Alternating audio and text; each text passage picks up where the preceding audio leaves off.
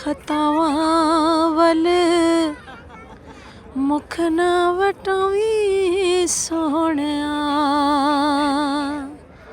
ਆਪਣੇ ਗੁਲਾਮ ਕੋਲੋਂ ਮਤੋਂ ਵਿਆਮ ਕੋਲੋਂ ਪੱਲਾ ਨਾ ਛੁਡਾਵੀਂ ਸੋਹਣਿਆ, ਪੱਲਾ ਨਾ ਛੁਡਾਵੀਂ ਸੋਹਣਿਆ। ਕਰਮ ਦੀਆਂ ਕਰ ਦੇ ਨਿਗਾਹਾਂ, ਨੈਣ ਪਏ ਦੇਣ ਸਦਾਵਾਂ, ਸੋਹਣਿਆ ਆ ਜਾ